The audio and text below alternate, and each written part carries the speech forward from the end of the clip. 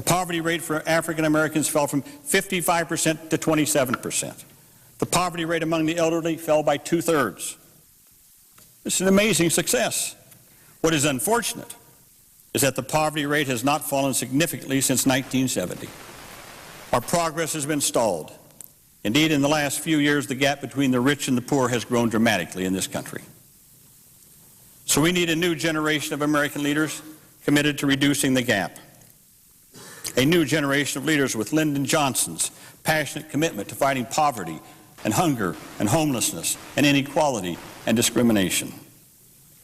Mr. President, any fair-minded observer would say that LBJ's Great Society was far from a failure. It was a monumental success. The Great Society programs define the modern United States of America as a compassionate, inclusive society, a genuine opportunity society where everyone can contribute their talents and abilities. The Great Society is very much the living legacy of our 36th president.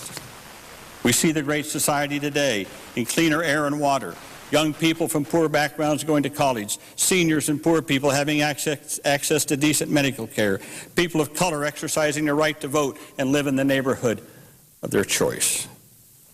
We see the Great Society in Head Start, quality public schools, vocational education, college grants, loans, all the rungs on the ladder that people need to achieve the American dream, even those from humble, hard-scrabble backgrounds like Lyndon Johnson himself or this senator from Iowa.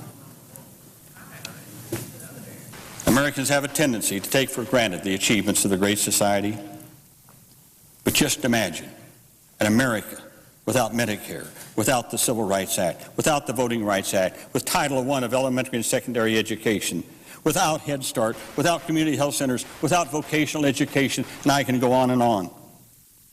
It would be truly a greatly diminished America, a less secure America, a less just America. And with the great companionship of Lady Bird Johnson, it would be a less beautiful America. I know that the Johnson family is here today. Linda Bird and Lucy Baines and their family, many close friends and colleagues of President Johnson, members of his administration. I thank them for keeping the LBJ legacy alive and not letting it become invisible. Let me just quote before I close from just a small part of a speech that was given by Joseph Califano just this Monday at a luncheon here in Washington commemorating the legacy of Lyndon Johnson. Joseph Califano, obviously, we all remember being Lyndon Johnson's Secretary of Health, Education, and Welfare. Listen to what he said.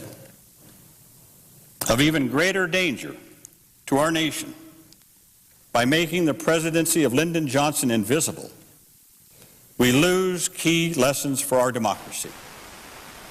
Courage counts, and government can work.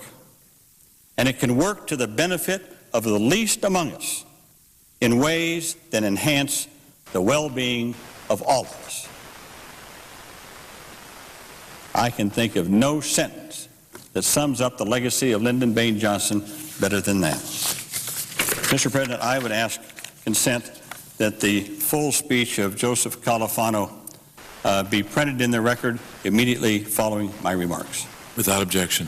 Mr. President, like every truly great leader in our nation's history, Lyndon Johnson brought us a giant step closer to achieving our highest ideals. He fought passionately for social and economic justice for all Americans. He fought to put the American dream within reach of every citizen.